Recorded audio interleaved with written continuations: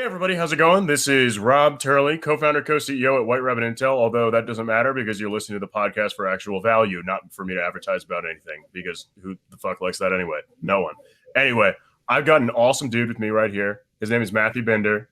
He's an incredible guy that I've had the pleasure to meet, and he has a lot of awesome, one, stories to tell, and two, insight into where the market is going to be going.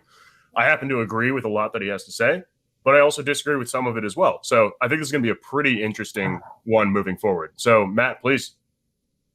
Thank you, Rob. I love being on a podcast where I can say fuck, even though it's getting posted on LinkedIn. So my name is Matt Binder. I am an account executive at Toggle, a student and teacher of revenue strategy. And one of the things that interests me the most, and one of the reasons we have a good relationship, Rob, is because one of my biggest interests is opportunity scoring and what it means to the future of the sales community and really just industry in general.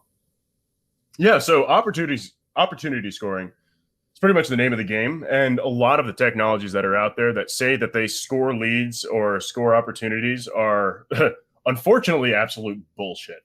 And what they're scoring, honestly, I don't even know. And that's what I do for a living. I have no idea what they're scoring because it just spits out a random score. And then it's like, yeah, take advantage of this thing that we're not sure what we're telling you, but go for it. So what do you think about all that? I don't think I think like what Andrew Yang would say about automation is that we are at the bottom of the fifth for something that is going to absolutely change sales forever. And what you're saying now is about it. Like the opportunity you can score and be like, oh, hit this person up because you both like golden retrievers. But like the future of opportunity scoring is really just with the push of the button, putting yourself in the exact right place in the exact right time, right? So the ability to say, hey, you just go hit up this director of operations at this company. Your competitor keeps fucking up, and they just got a new round of funding. So that's really just, it's a matter of putting people in the right place in the right time and just stop people from spinning their wheels. Because it or not, people are spinning their wheels. The worst BDRs, the best BDRs, the worst salespeople, the best salespeople, your present company included. We spend most of our time with a great product or service in front of people who have no need for it, in front of people who, maybe they would need it next quarter. But once that's eliminated, that's going to completely change things and starts to ask questions of what's that going to mean for salespeople? What's that going to mean for hiring? What's that going to mean for the metrics by which salespeople are judged? I would agree. Salespeople who are judged by quota, I think that's ridiculous. I've said that in plenty of my podcasts, is the quota is the most ridiculous thing in the world. What should be measured are actual things, activities that result in something that is actually meaningful. So you set the meeting, fantastic. That metric doesn't matter. You could set meetings all day, but does it end up in a follow-up meeting? Is the person actually interested? That's what should be measured, and that's what should be ultimately what counts, in my opinion. And opportunity scorings will help people get there faster and not waste their time with all the missed opportunities, which will lead to a quota meaning nothing. Because if you have 8 good phone calls in a day, that's your entire workday. How are you supposed to hit 100 phone calls in a day if you had 8 fantastic phone calls? Therefore, that person is only at 8% of their quota, and they're going to get fired. Right. Oh, I really only think there's one number that matters in sales, and it doesn't matter which month you get it. We're human beings, right? Like the precise reason that chatbots are not going to replace us this millennium is because humans buy from humans, and we are going to, I think people always kind of had the wrong idea of what AI and sales meant. Because I know before I learned about opportunity scoring, to me, AI and sales was chatbots, right? I had this vision for, I need this, John DM needs a new widget, and it goes on Google and finds a website, and it's just perfectly engineered chatbot, answers all their questions, shows them the demo to their specific needs. I'm sure we're not there in technology yet, but even if we were, fuck that chatbot. People don't want to buy from robots. People want to buy from other people who really understand their needs and really understand where it is that they're coming from. Honestly, I get so pissed off at chatbots where even if I'm using a platform where it's going to forward me to someone to talk to, unless that chatbot is saying, please wait, or if it's asking me for my email address, I am not interested at all. Like, I am not amused. I lose so much respect for that customer success process. And overall, I'm really just not happy about it. So that is really important to me. As far as opportunity scoring, getting back into that, a lot of the issue with what's going on is that it's not real AI that they're using. They're using maybe some half-assed machine learning model or just a linear regression or statistical equation, tying together really, really loose ends to see, oh yeah, this is correlated because it matches. It's really just a basic matrix. What needs to happen is that there needs to be patterns recognized. There needs to be deep learning and neural nets that are able to decide things like that. It's much more complicated than saying these two things are in common, so I should sell to that. For example, if you have you sell to 86% men, that doesn't necessarily mean that you should be targeting men. It could just be because 86% of the people who hold that title or that stature that you're selling to or that demographic that you're selling to just so happens to be men. It has nothing to do. That almost tells me you're doing something wrong. If I saw a metric that says I was selling 86% men, I would be saying, oh, I need to target men. I'd be saying, like, why are most of the people I'm selling men? Exactly. That almost be like a moment of self-reflection for me. Right. And not just that, but why is that? Well, it has to do with a whole bunch of other metrics. That's the thing. Everything else is actually relevant to that. A lot of people think, oh yeah, no, I need to be targeting this, that, and the other thing, and I need to be inputting data point A, data point B, data point C. So like title, and I need their email, and I need their phone number because I need to get in touch with them, and maybe their LinkedIn URL address because it'll be easier for me to click that, and the deal amount because my boss will get mad at me if I don't put in numbers. That's as far as it goes. What are you supposed to know what you're doing? How do you even know who you're targeting? Who's your customer at that point? Do you know anything about them? What industry do they even work for? Rob, as a CEO of a scoring startup, I'm kind of curious to hear what like your ultimate vision is of what scoring is going to like. What is like an ultimate scoring dashboard would look like for a salesperson? Like they log in and what do they see? In my opinion, what they would see is this is who you need to target. That's it. Here's your probability. Because all the metrics and the math in the back end does not matter at all. If humans are focusing on that, it's a ridiculous waste of time. Because what actually does matter in this equation is that it's all been calculated. Don't worry about it. If we have our salespeople worrying about the metrics and the mathematics, that's not what they're good at.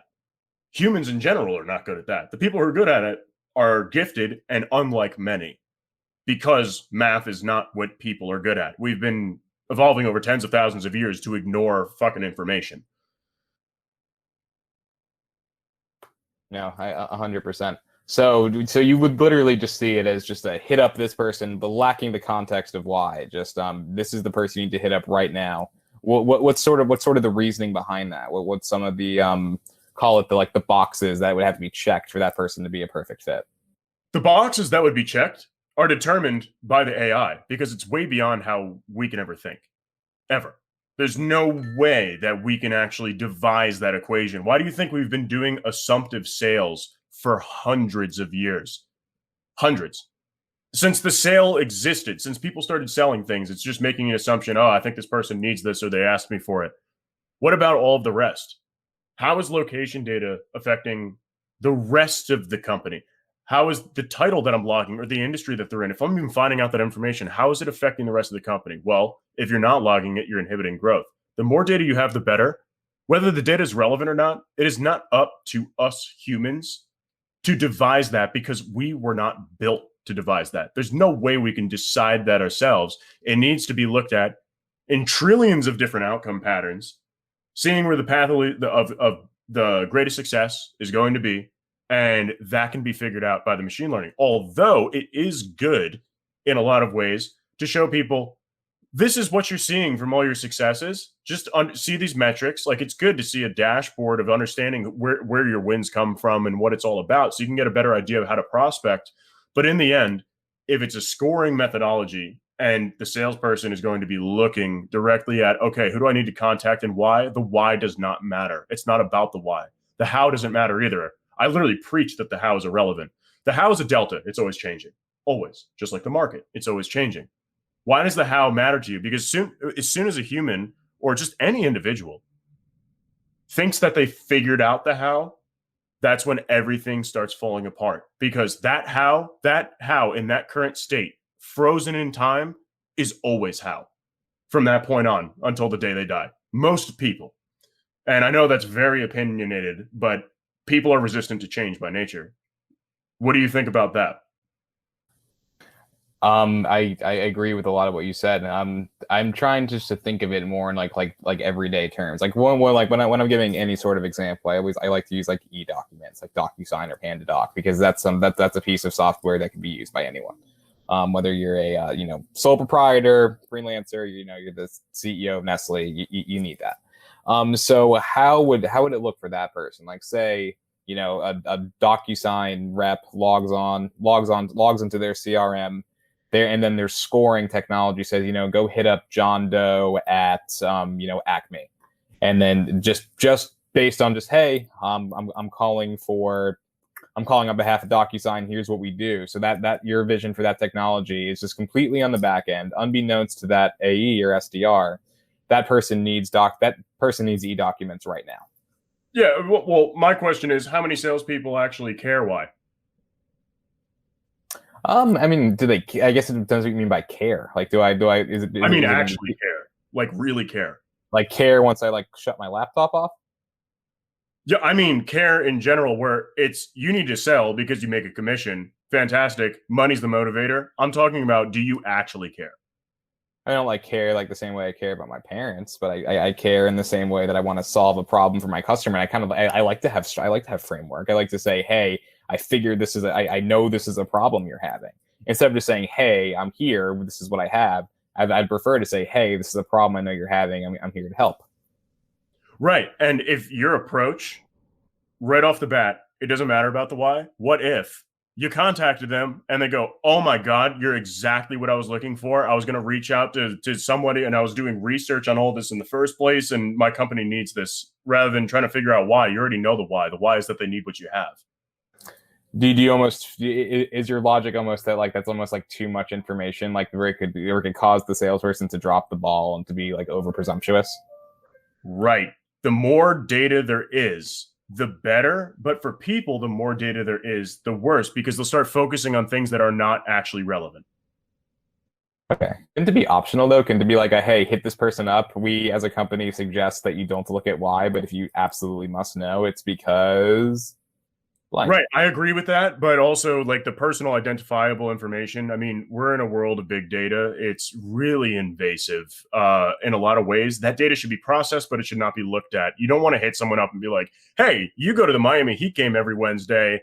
I got you some tickets, to try to, push them into doing business with you. That would scare the living shit out of people. It's like, how does this guy know what basketball team I even root for?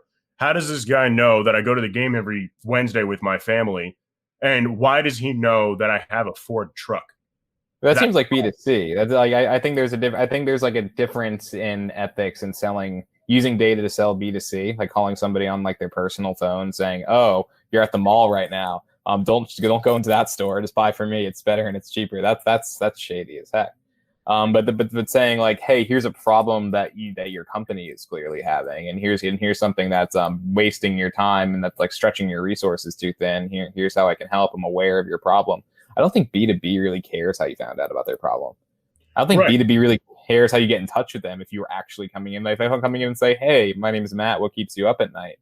They're gonna be like, how the hell did you get my information? But if I call them and say, hey, I'm here to. I know you're having this problem. I'm here to solve it. I don't think B2B cares. That's just my 2 cents. Maybe some B2B fires listening to me right now will say no, that's not how it works. But that's my thoughts. You see, I would personally not like that, and I know a lot of other people who are business owners that would not like that whatsoever. Though you do have a certain key approach, which I know how you sell. That's a big difference. It's hard to say no to you, number one. And number two, you don't approach in some strange, awkward fashion like most salespeople do, or just blurt the product out, or they just blurt out something where, I was on your Facebook page. Why were you on my Facebook page? I was on your LinkedIn page. Okay. But if you're saying, oh, yeah, you won this award in 2017, and that usually means that blah, blah, blah, blah, blah, people are going to leverage the personal data way too hard. Though with what you're saying with the company data, I think, yes, that should be out there if the company releases that data publicly and if they're comfortable with it. Because sometimes when you point out that, hey, you have this pain, it goes to immediate rejection and denial.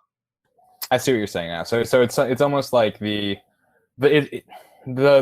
delta between like why you should be reaching out can be a little bit reaching, right? So it might actually have something to do with that award from 2017, but and if you just happen to be in the right place at the right time, okay, I get it now. So it's because the data that would be required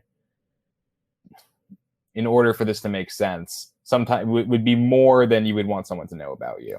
Right. So, and it's not even about what you know about somebody, right? So if the things align and you're good at talking, you have, first off, you have something that they want. Second off, your personality resonates with them. Third, it's just overall a good fit based on the culture of the person or how they feel or what they're thinking. You know, you're on the same level as that without even knowing. And then it feels like a more of a natural fit. And that natural fit is worth more than any amount of money in the world. Like, I mean, why do you choose to work with somebody? Because you like them. The data or like the reason for the calling would be more cut and dry. Maybe it is far reaching. Maybe it would be unsettling to hear somebody say, but they happen just to be in the right place at the right time. That's great. Yeah, I mean, think about GDPR. Why did that happen? Same reason CP happened. People just people want to reclaim their privacy. Yeah, so if we approach with knowing everything about somebody, even though it's advantageous, do you feel like you're invading their privacy? Because again, B2B is one business selling to another business. But if you know about information on that individual, you are invading their personal privacy at their place of work. See, I was always thinking that the data in the scoring you're referring to would be more business data than personal data. Maybe the personal data, like, oh, maybe you have like a similar, Myers-Briggs, or maybe you both like have similar worldviews. But maybe it's a little more in depth than people are ready to talk about. Right. Well, not just that. It's that business data is important, but the people data is more important. People buy from people that they like, trust, and can relate to. Not just that. It's that is the right person with the right selling style talking to the right person with the right buying style. Is that if they don't fit your selling style, they're not going to buy from you, because guess what? They do have choices. If they didn't like you, they have a choice of another company that sells the exact same cookie cutter, same shit, different day stuff as you do. And they do have options. If that option was a better experience that they had, they're going to go with you. Why do you think people switch to competitors? It's not because of the pricing most of the time, unless they're broke. It's because they feel like they're getting taken care of more and they can relate to those people more. I agree. No, I agree. I see what you're saying. So the why is the reason they need it, or the why is how they're going to connect with that person. But people just gravitate toward each other. You don't need to know anything about anyone. When you meet someone you've never met in your entire life and you become best friends within like an hour, that's all it takes. So that's really going to change. That's really going to change what hiring a salesperson means once this goes full fledged. It's not going to be about the hustle culture is going to be over. It's really just going to be like, this is just the point of contact. This is just the person. This is the person who can have a nice conversation best. It's going to be about just being very conversational and just being very easy to speak to, and just it's going to be totally different metrics. So I'm sure that's a metric today, and that's a really important metric. But it's if you have a really conversational person who doesn't have like hard selling skills, you're going to choose somebody with the true skills. Right. No, I totally agree. And well, I mean, when it boils down to it, what actually is important? I mean, when you're selling, if the product or service does what you say it does, what's advertised, and the salesperson ultimately did not lie, because the thing about a salesperson lying is that lies are forgiven, but they're not forgotten. They will never forget that you lied to them. That trust has now been undermined until the end of time of that relationship. I can thank Marcus Kauke for actually teaching me that. He's one of the largest salespeople out in the UK. Guy's awesome, really intelligent guy. And he's the one who taught me that. Because in the end, if you lied to them, that's really it. Right. And it's almost like other metrics, like say coachability, for example. Like the definition of coachability in sales is, can you modify your behavior to reflect the behavior of the top producers?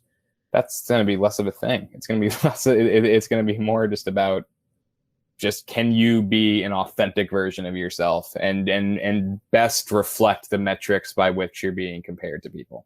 There also could be people that lose their jobs because they simply are not a good fit for whatever product or service they're selling for that demographic. Those people just cannot relate because of their personality type with what they're trying to sell. It's not going to fit. Wrong people. But you may find out, they'll lose their job, but they'd be really damn good at selling cars, or they'd be really damn good at selling staplers or office supplies. That's where they shine. But when they're trying to sell software, it ain't gonna fucking work. Right. I guess one thing I'm trying to get a gauge on is say again, you snap your fingers, this is full fledged. Does this mean that, okay, we need to start hiring more SDRs right now because holy shit, we have this new technology? Or does this mean, oh, we only need one SDR? Because Well, I think SDRs are really vital to a company, especially with a larger structure. If you're going just salespeople in general, just any salesperson.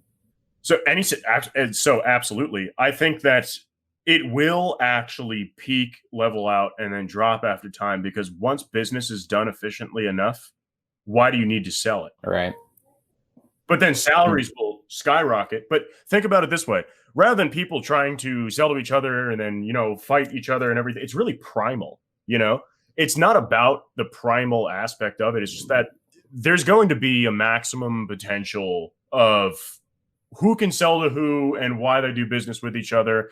And once that potential is reached, unless there's a new innovative thing that comes out to advertise it and stuff like that, if it's a really finite, washed out market, you have your place. And if business is done that way with these predictive opportunities, this is just what I think, by the way. This is not a fact by any means. This is just where I think it's going to be, is that there's no need to sell to people because they already know what they want and they already have an existing relationship and they don't need more of it unless there's another person, or that's when cost will start becoming relevant.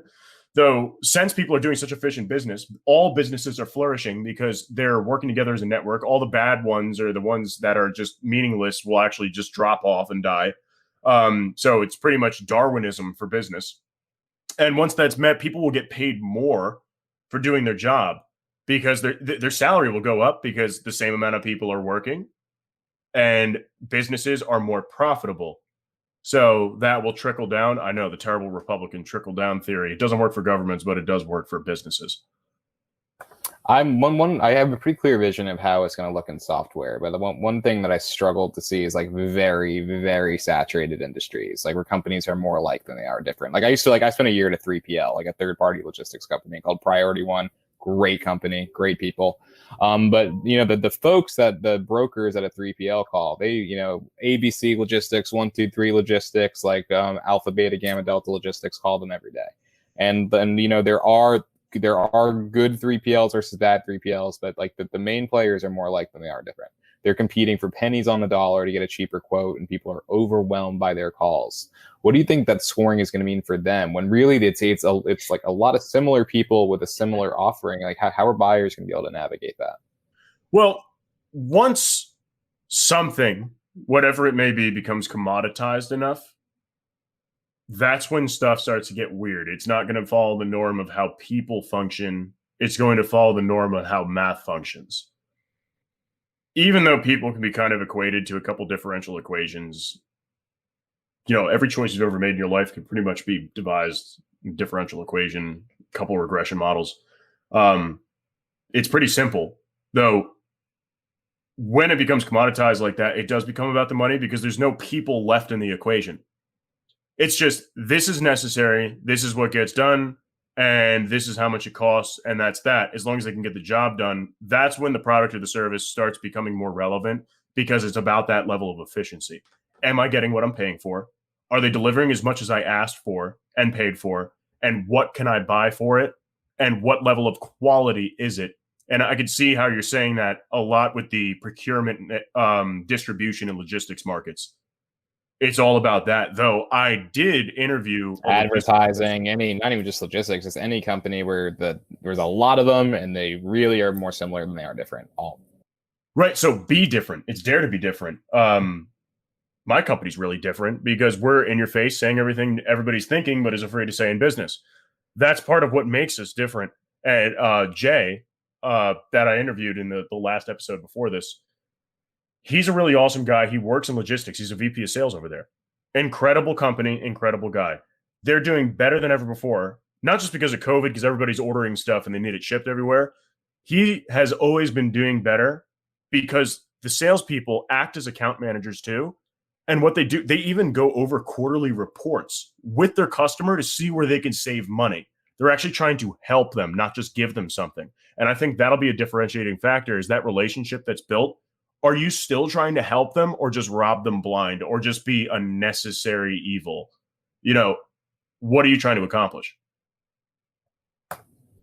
Okay, I see what you're saying. And another thing that I'm just thinking out loud. So I like to interview buyers. That's what I do on my podcast. That's what I do within my sales cycle. Like once I close a deal, like I want to I was like, hey, can we kind of speak candidly, just like kind of like off the record, just to kind of learn from your perspective. That's how I had the idea for the podcast. And one question that I like to ask is like, has like rapport ever like in and of itself, rapport relationship ever like say, have you ever not bought the perfect product because maybe the salesperson like maybe didn't drop the ball, wasn't rude, just kind of like didn't click with you or rub you the wrong way? And alternatively, have you ever maybe bought an inferior product because you really like that salesperson? The answer 9 out of 10 times is no. At the end of the day, it comes down to the product fit and less about like, and I've even had people say like, oh my God, Matt, like you were the best. You were the most responsive. Everyone loves you. We just had to go with this tool because they have some widget you don't have. And that's a conversation I think most AEs are familiar with. So how is opportunity scoring and like those psychoanalytics going to play into that? Well, really, yeah, that relationship is very important, but that does fall onto your product team and your engineering team. They need to be keeping up with what's going on in the market because if people do surpass you and become far superior, the superiority with features or benefits or whatever from the relationship, that will cause them to move. So they need to keep up with it. But that's part of the detachment between sales and engineering and sales and marketing. Marketing people should be looking out for other people's marketing, and they're not doing that. What are other people saying? What are they innovating? They need to be reporting this directly to the engineering team or the product team saying, this is coming out in the market. We need to catch up with that. And the salespeople communicating to engineering saying, hey, I spoke to this guy and he's going with a different company because they have X, Y, and Z. He really likes me. It's been a fantastic, relationship that we've been building, but they still went with the other company because this is the tipping point. This is the linchpin. Those linchpins need to be washed away, where if your product does become unsuperior, people will eventually move over because it's smarter and it makes you more money. If it is an even market, the relationship has everything to do with it. Or if it's even tipped. I mean, for example, you asked me that question. Yes, I bought shit that is a terrible product because I like the salesperson. And I knew it was a terrible product. Literally knowingly, I have bought a far less. You've bought a terrible product from with your own money because you like the salesperson. I bought it from them because they have to put food on the table for their family. And I think they're an incredible person in the wrong job.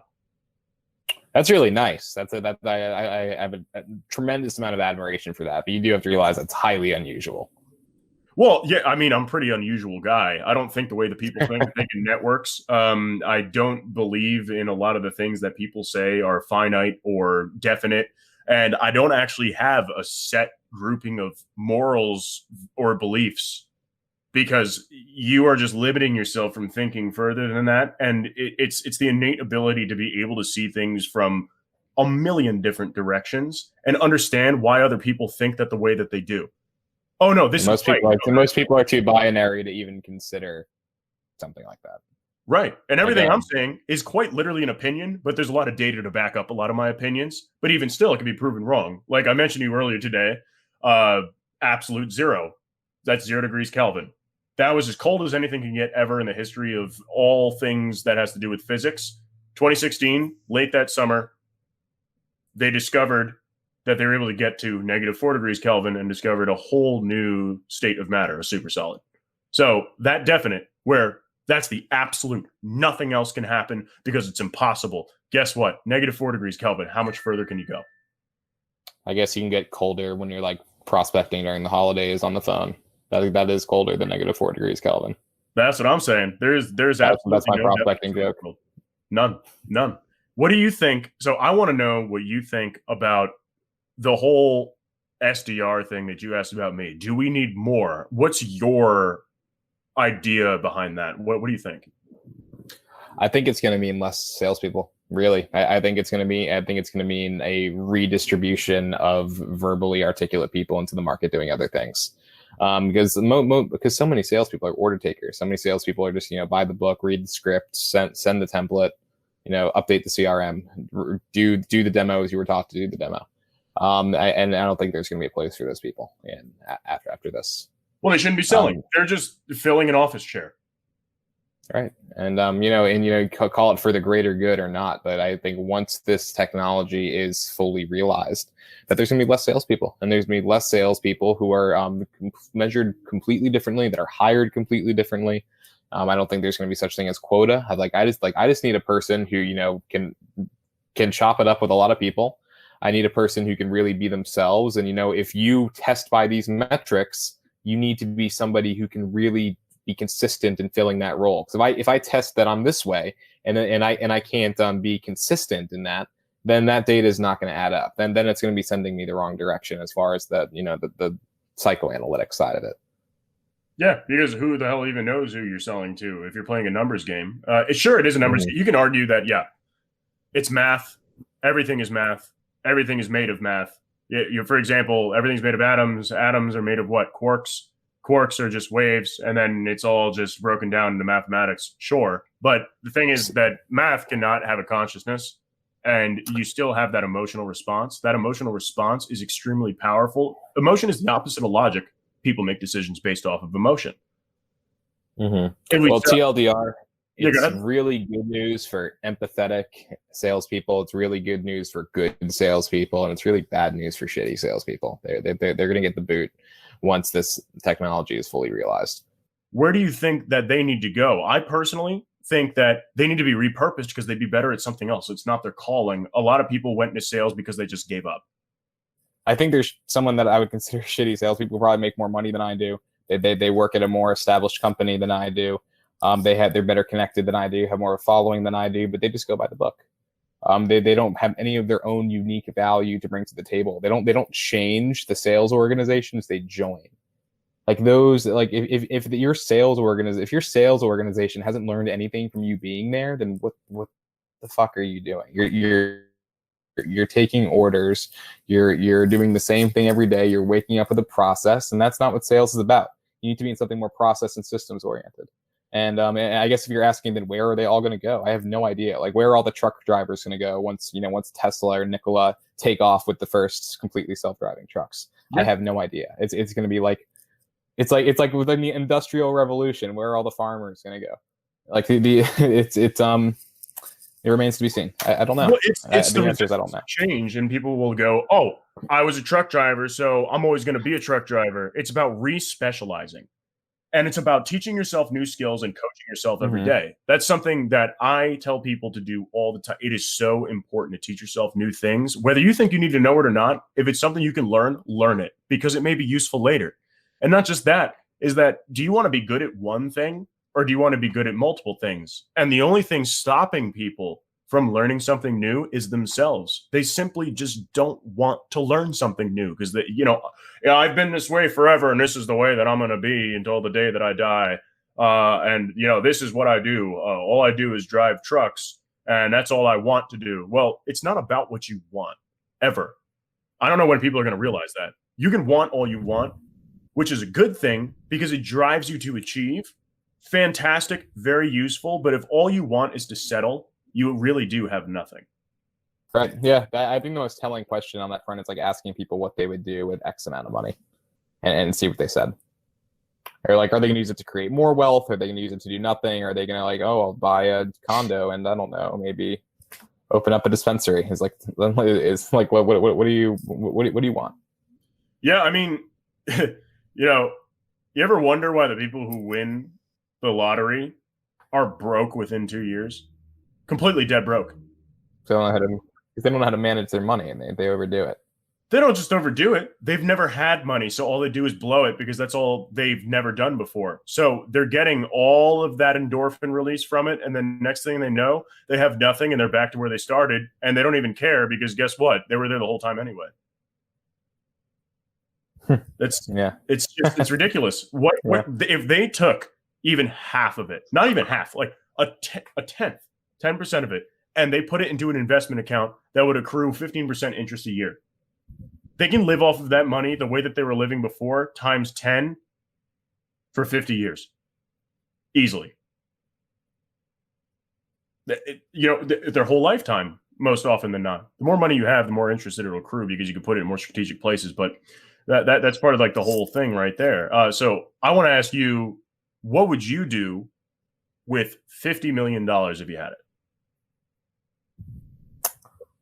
Well, my parents would never work again. Anyone who's ever believed in me or taken a chance on me and invested in me would never work again, or at least I'd be able to help them accomplish one of their dreams. I'd party my ass off for a little bit. I'm not gonna lie. And then I would put that back into making more wealth and making more opportunities and I angel investing, really just helping companies I believe in get off the ground.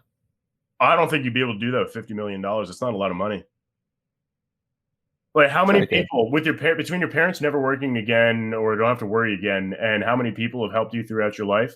Once you've hit about maybe 15 people, you'll have almost nothing left for yourself. Well, what are you thinking though? It's like say my parents get 5 million, I can maybe 1 million to party my ass off, fuck it. And then what is accomplished? My friend, like I have a friend who's an aspiring rapper. He's so good. And that would be like, buying him studio time and buying him, hiring an agency to help him get his brand promoted. That doesn't mean I'm going to like put everybody in like a penthouse at the Ritz, but that means I'm going to help my people who are working hard and who I believe in accomplish what they're going for. Oh yeah. I'm not going after like the empathy of it and the purpose. The purpose is beautiful. That's just my go-to. I'd have to think about it more. Like think about to raise a child, how much does it cost? From birth to 18 years old, it's approximately $150,000 if you give them the bare scraping the bottom of the barrel minimum just to survive without actually abusing them.